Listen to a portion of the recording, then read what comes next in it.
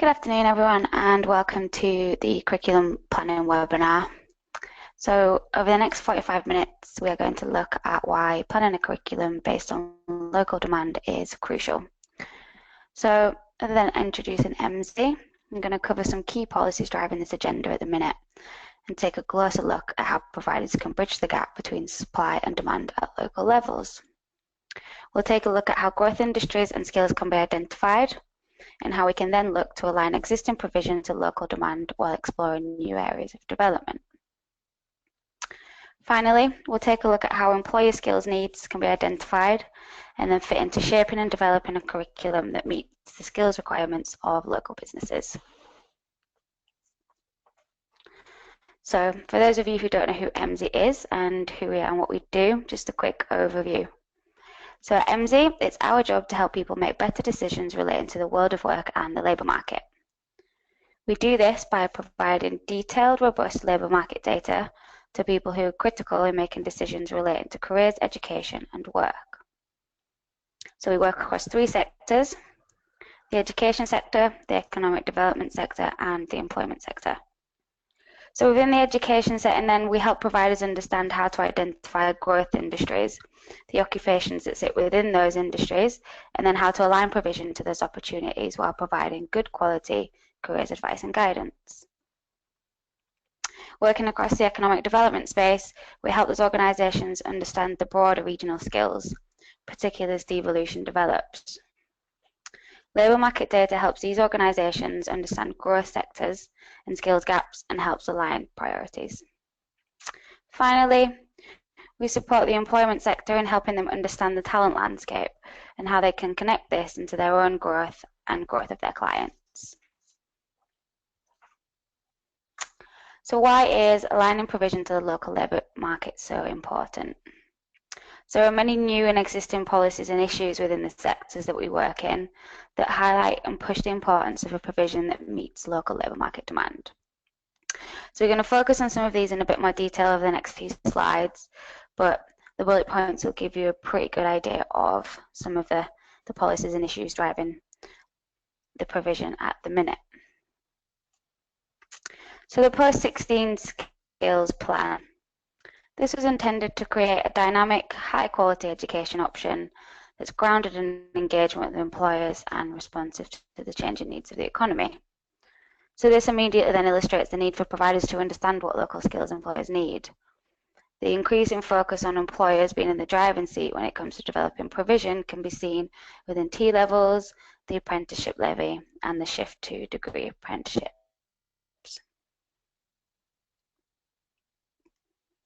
So the area review process has been and gone, but the whole idea behind this was that colleges would have a better responsiveness to local employer needs and economic priorities. So the process made providers take into account the local economic objectives and labour market needs. Now they've come to an end, we've seen a series of recommendations put into practice, a lot of these which are mergers. So the mergers mean that there's a need for the newly merged organisations to align curriculum to eliminate duplication and identify areas of specialism. And finally then, Ofsted are calling for a meaningful and relevant curriculum that gives learners progression opportunities into the workforce. So in a recent AOC curriculum conference, we saw comments from Ofsted Deputy Director. So we saw that the curriculum did not generally align with the number of jobs or careers in an area locally, and they're seeing very few examples of providers that are working in collaboration with employers to help shape their curriculum. So let's combine some of these key themes then. Curriculum needs to be grounded in engagement with employers. It needs to be responsive to the changing needs of the economy. It needs to be more responsive to local employer needs and more responsive to economic priorities. And then we've seen a call for a meaningful and relevant curriculum that gives learners progression opportunities into the workforce. What do you think they're trying to get at?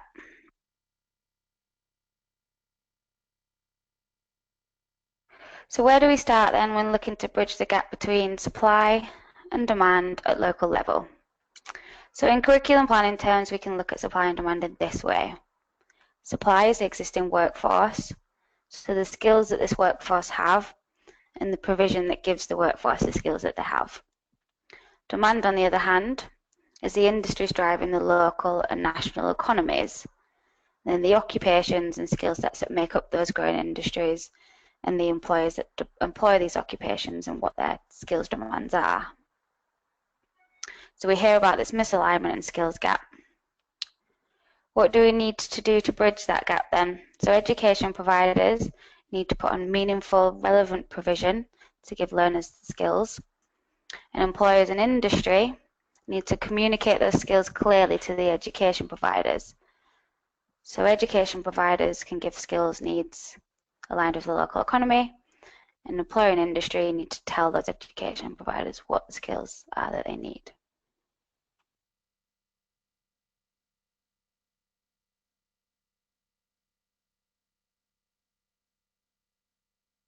So there's a few problems then when aligning curriculum. Employer training and recruitment practices change, creating a different division of labour within education. Businesses come and go, so certain courses become more or less pertinent to the region's industry structure.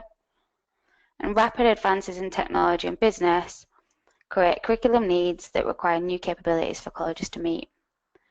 So we've seen all of these factors come into play, but these trends aren't going away. So successful colleges need to be able to keep the pace with the accelerating change in demand for skills.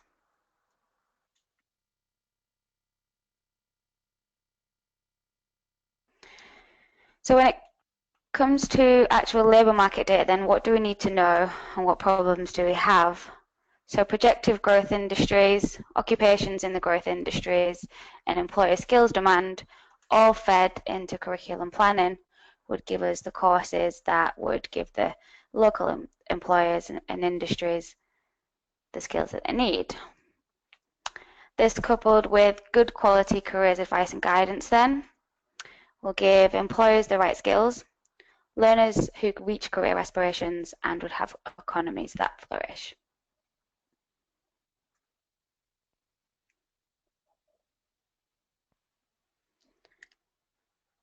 So before looking at some data examples then, let's break it down into two sets of questions that providers need to answer. So questions relating to the labour market and questions relating to their curriculum. So which regions does the college serve? What industry sectors drive that area? How are those industries set to grow over the next 3 years? What occupations make up these growth industries? And what education levels make up those occupations? If we look on the other side, so how do these occupations align to the provision that we already offer? How can we tailor our offer to better meet the local needs? What areas of growth can we develop new qualifications in? And what skills levels required from the growth industries and occupations? And you can also start to identify what areas of specialism there is in your region.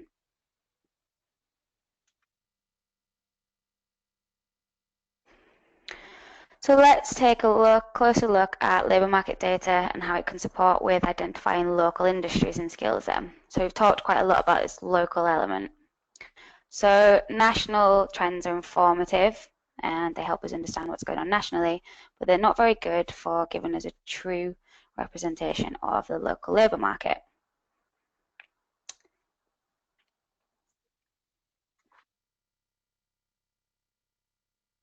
So the next 3 slides illustrate this when we look at the fastest growth industries nationally, regionally and locally in terms of percentage change. So here we've got the top 10 projected fastest growing industries in Britain over the next 4 years, or the 4-year period there. So we can see that the fastest growing industry then is the construction of utility projects for fluids. We've also got a big growth in wireless telecommunication activities, renting and leasing of recreational and sports goods, and support activities to performing arts. So nationally, these are the industries that are seeing the biggest percentage change over that 4-year period. So let's dig down into a government office region. We can see wireless telecommunication activities are still up there, but there's a couple of the new ones that weren't on the previous slide when we looked at national trends. So we've got trade of gas through mains, demolition, and site preparation. So all well and good looking at government kind of national trends as well as government office region trends. But let's have a look at Birmingham. local authority area. So again, we see similar trends. So we've got wireless telecommunication activities, we've got demolition and site preparation, but the numbers are very different, obviously, and there's also things in there that we haven't picked up on. So if you're planning a curriculum based on government office region needs, you completely miss museum activities, and we wouldn't see processing and preserving of poultry meat. So a few things to take away there, that national trends are very, very different to what's going on in your local economy, and things can be missed.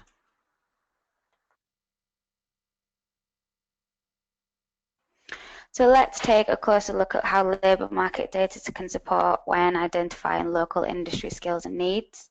Before looking at existing relationship between course offerings and local labour market demand, it's good to understand the economic structure of a region and how it's set to change.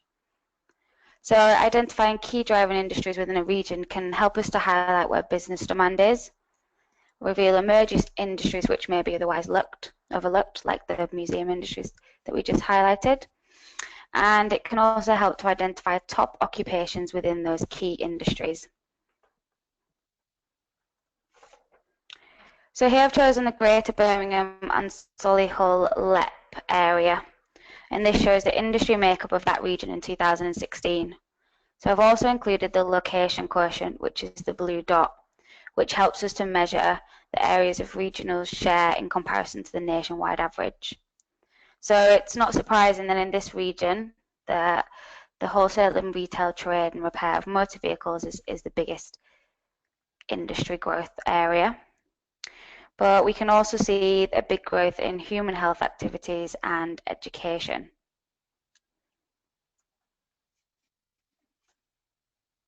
If we take the same region and look at the biggest growth industries over the next 3 years, shows us that this graph shows us that the top 3 growth industries will be warehouse and storage, temporary employment agencies, and secondary education.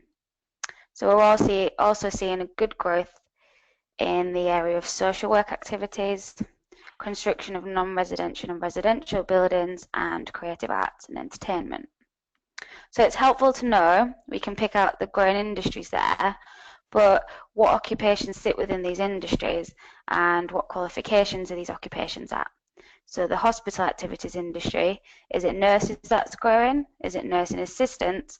Or is it receptionists and cleaners and domestics? All 3 of those occupations have very different skills needs and qualification level requirements.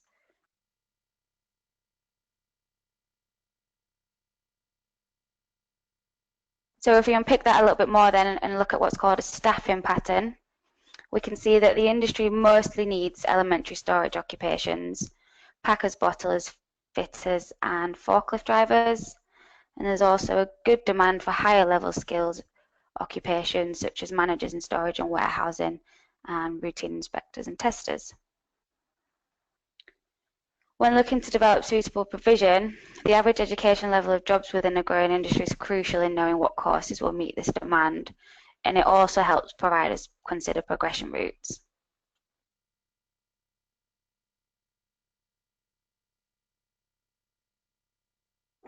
So here I've highlighted the level 1 occupations then, which happen to be the top 2 fastest growing occupations in this industry.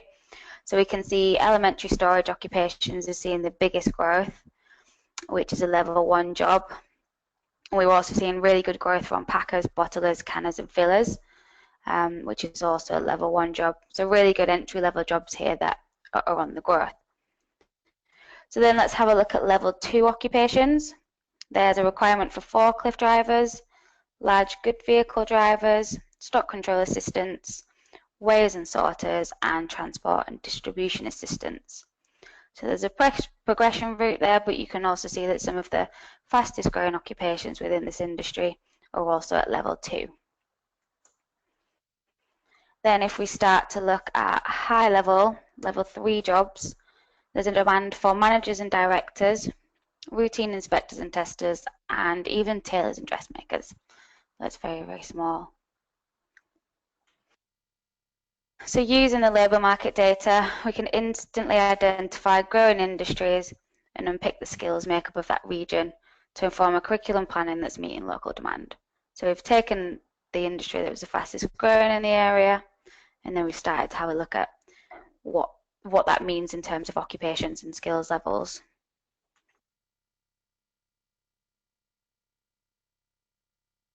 So for the last part of the webinar then, we're going to look at how we can see the relationship between your existing provision and the local labour market. So it's good to know what industries and occupations are set to grow or decline, but how does this relate back to what you currently offer? We have to remember that you're not starting with a blank sheet of paper, and you've got a full existing curriculum at the college. So with your existing course list, number of completers and each course area, and then your local labour market insight, it's easy to see the relationship between your course completion volumes, which is your labour market supply, and local employment trends for the occupations that the course is typically trained for, which is known as labour market demand. So curriculum heads can take all of this information and start to think about which courses currently oversupplying the labour market and which areas of high labour market demand are currently not being met. So this table is taken from our curriculum planner tool in our Analyst software.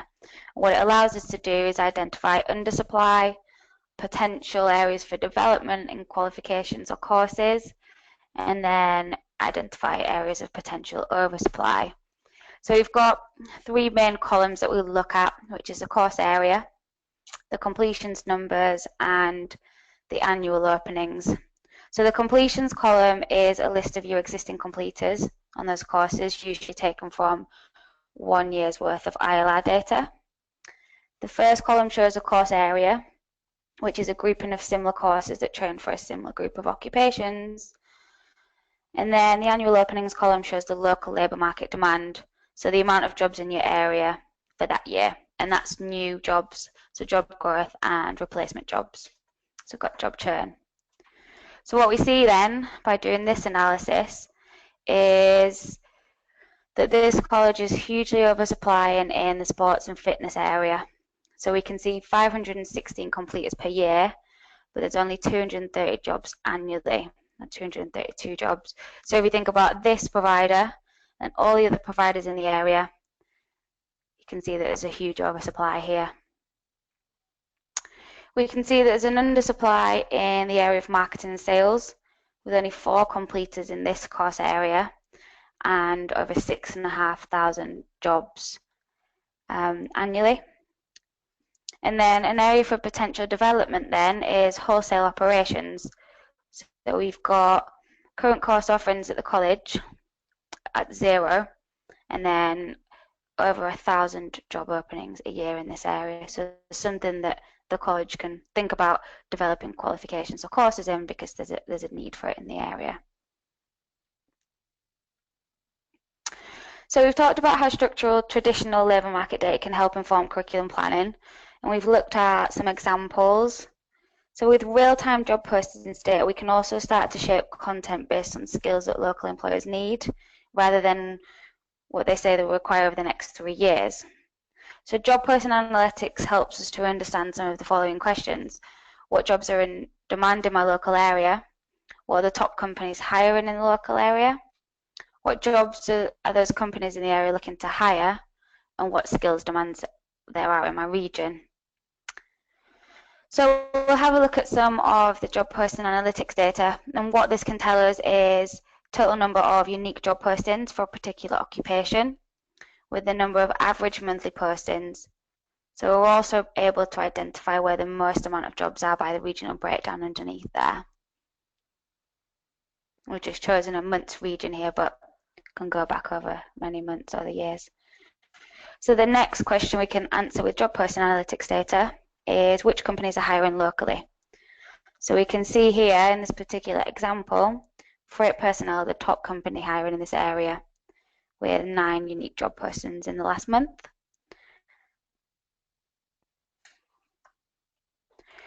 Job postings data can help us identify what occupations are needed locally as well. So we've got 10 live job postings in this area for freight operations supervisors. We can also see that there's been a rise in vacancies for controllers in this area.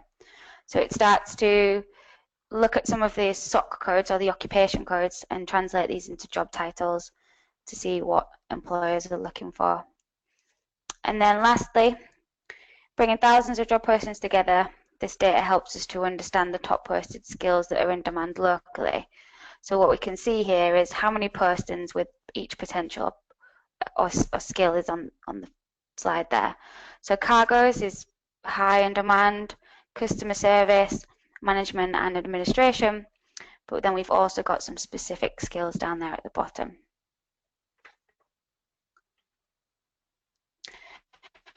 So to summarise, many policies and current issues in the sector highlight the importance of LMI informing curriculum planning.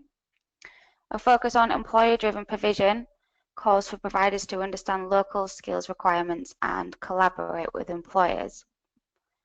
National trends are informative but don't truly represent local labour market demand.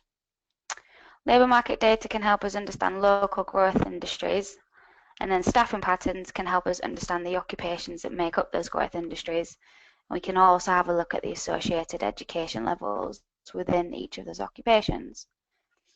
So by mapping courses to occupations that they typically train for, we can see the relationship between existing provision, so the supply, and the local employment trends, so the demand.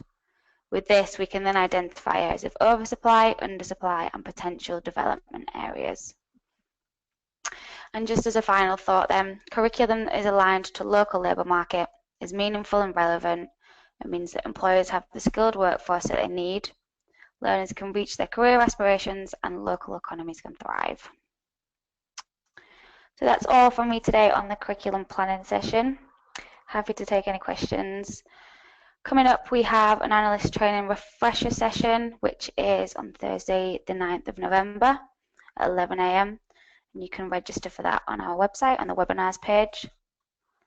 And then just to save the date there, Tuesday the 15th of May next year will be the date for our annual 2018 Emsi conference, with the theme being People, Place and Prosperity.